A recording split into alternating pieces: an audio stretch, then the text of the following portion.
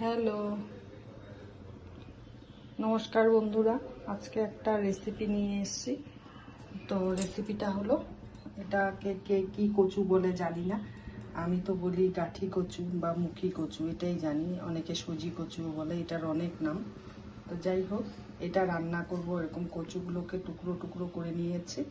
এটার সাথে আলু লাগবে, দুটো আলু নিয়েছি, আর রসুন কুচি নিয়েছি, আর নিয়েছি পেঁয়াজ। তো কিভাবে করব পাশে থাকুন, দেখতে থাকুন। তো আমি কড়াইতে আগের থেকে তেল দিয়েছি, তেলটা গরম হয়ে গেছে। তো এখন আমি কচুটাকে ফার্স্ট দেব, দিয়ে কচুটাকে ভালো করে ভাজবো, খুব সুন্দর করে ভাজবো। গ্যাসের আঁচটাকে কমিয়ে দিয়ে ব্রাউন করে ভাজবো।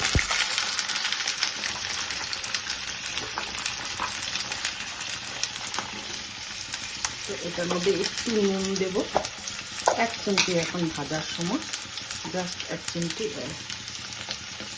এই যে এইটুকুনি নুন দেব। আর দেব হলো হলুদের গুঁড়ো।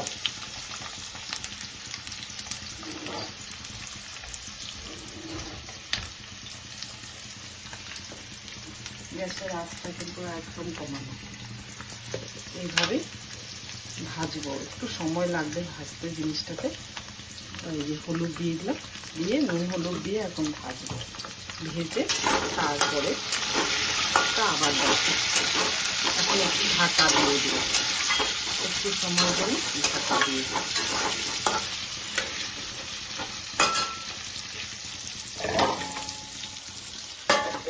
ঢাকা দিয়ে দিলাম, আর গ্যাসের আঁচটাকে একটু হালকা বাড়াবো। ব্যাস, এই অবস্থায় এখন মিনিট 2 মতন ঢাকা দিয়ে ভাজবো। তারপরে বাদ বাকিটা ফিরে দেখাবো আবার কি করছি।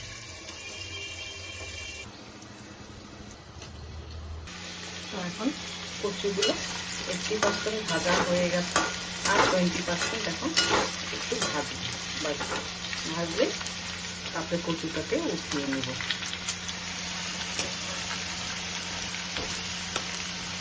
এইভাবে একটু কড়া করে ভাজবো জিনিসটা, যাতে লোট লোট ভাবটা না হয়। অনেকেই কচু রান্না করে লোট লোট হয় এই কচুটা, কিন্তু আমি রান্না করি কোনোদিনও লোট হয় না। খুব দারুণ লাগে খেতে। আমি যেভাবে করছি আপনারা ওইভাবে করবেন সেম। এটা কিন্তু চিংড়ি মাছ দিয়ে ভালো লাগে, মাছের মাথা দিয়ে ভালো লাগে, ইলিশ মাছের মাথা দিয়ে ব্যাপক লাগে, দারুণ লাগে। ওই যে কচুগুলো সব উঠিয়ে নিয়েছি ভাজাগুলো। এখন হলো গিয়ে ফোড়নে দিব। এই একই তেলে আমি রান্নাটা করব। এখন ফোড়নে দিব রসুন কুচিটা।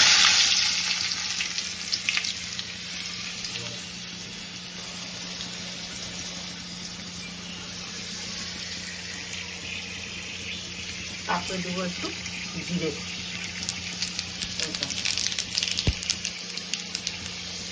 তারপরে দেবো পেঁয়াজ কুচি। এখানে দুটো পেঁয়াজ আছে, ভেঙে ভেঙে করে কেটে নেব।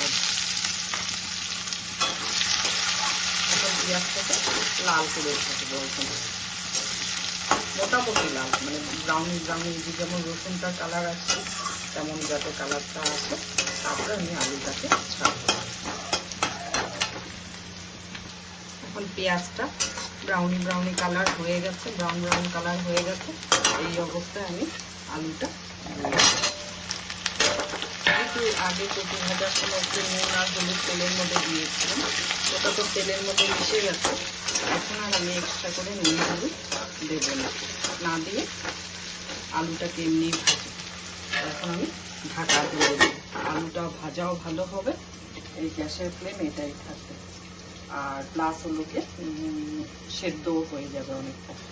তো একটু পরে আবার ফিরে আসছি। এখন আলু ভাজাটা দেখবো কতটা হয়েছে।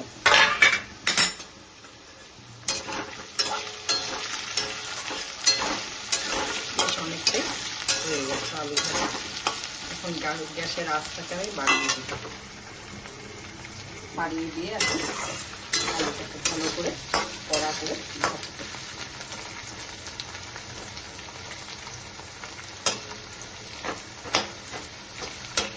এতটা তাড়াতাড়ি তো সেদ্ধ হবে না, একটু সময় লাগবে সেদ্ধ হতে। আর কে কোথা থেকে ভিডিও দেখেন আমাকে একটু কমেন্ট করে প্লিজ বলবেন।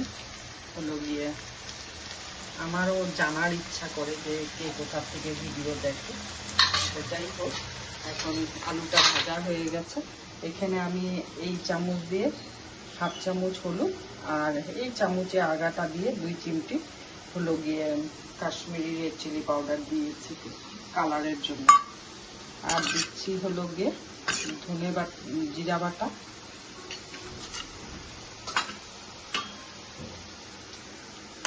আর দিচ্ছি ধনে বাটা অল্প, খুব সামান্য মশলা দিয়ে করব। আমি সব কিছুই সামান্য মশলা দিয়ে করতে চাই, বেশি মশলা আমার ইউজ করতে ভালো লাগে না, আমার খাওয়াও বারণ। তাছাড়া আর রিচ রান্না যতটাই পারা যায় না খাওয়াই ভালো। এই যে এইটুকু কাঁচা লঙ্কা বাটা দেবো ব্যাস।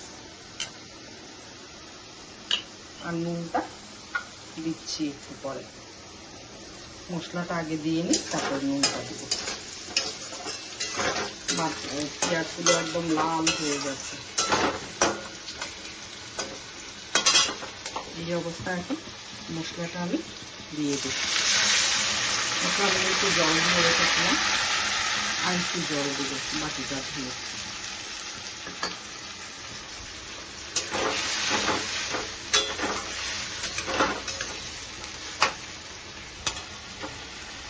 আর একটু জল দেবো দিয়ে এবার নুনটা স্বাদ অনুসারে নুন দেবো। 1 চামচ দিলাম।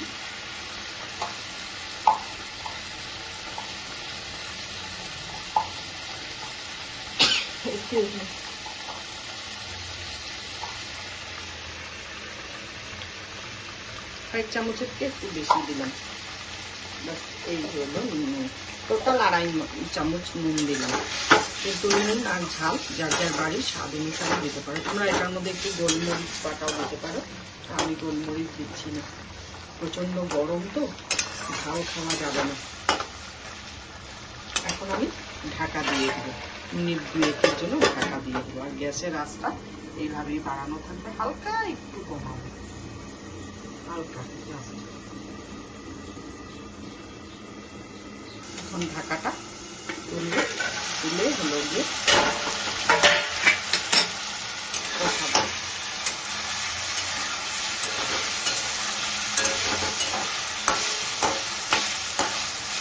মশলা দিয়ে পুরো সুন্দর তেল ছেড়ে দিয়েছে।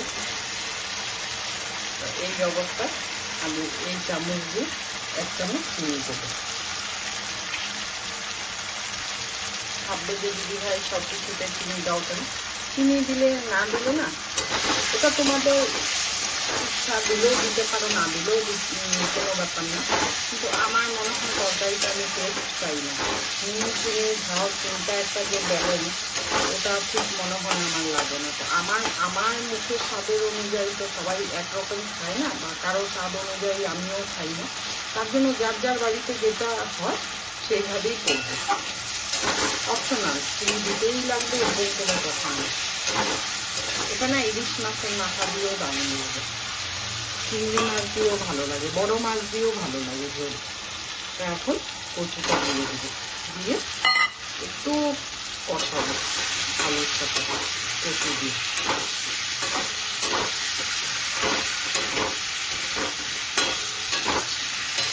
কষানো তো হয়ে গেছে অলরেডি, কিন্তু তাও আর কি একটু কচুটা দিয়ে জাস্ট নাড়াচাড়া করবো। ঠিক এইভাবেই করে খেয়ে দেবে। নিরামিষও ভালো লাগে, পেঁয়াজ রসুন দিয়েও ভালো লাগে, মাছ দিয়েও ভালো লাগে, সব কিছু দিয়েই ভালো লাগে। করতে পারলে বলে না সবই ভালো লাগে। একটু মন দিয়ে খালি রান্নাটাকে করতে লাগে, অ্যাটেনশন দিয়ে।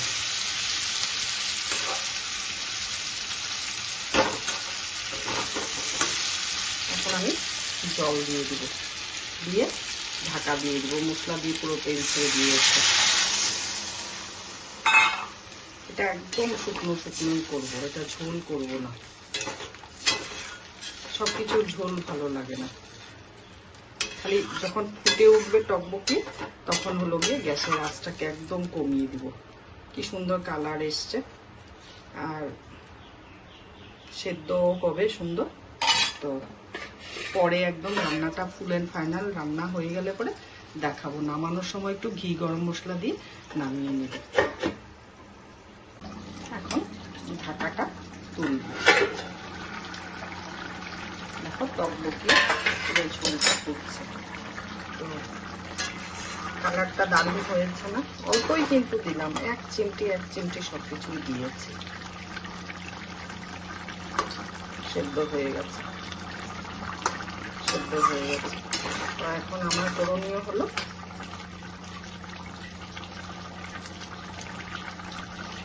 আমি কিন্তু কচুটা ভাব দিইনি, তোমরা দেখলেই। কচুটা বেশ অনেকদিন ধরে কেনা বাড়িতে ছিল। তো আমি হলো গিয়ে শুধু ভেজে নিলাম, ভেজে নিয়ে তারপরে হলো গিয়ে করছি। এখন হলো একটু গরম মশলার গুঁড়ো দিব, অল্প, ব্যাস।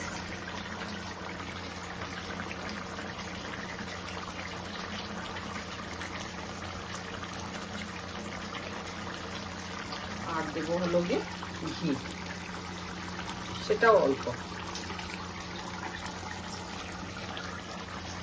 এবার গ্যাসের আঁচটাকে বন্ধ করে দেব। হয়ে গেছে আমার তরকারি, মুখি কচু দিয়ে আলু দিয়ে হয়ে গেছে তরকারি রান্না। এবার আমি একটা দারুণ, তোমরা ক্যামেরার ওই পারে তো বুঝতে পারবে না, আমি বলছি আমার উপরে বিশ্বাস রেখে তোমরা পুরো দারুণ একটা গন্ধ বেরোচ্ছে।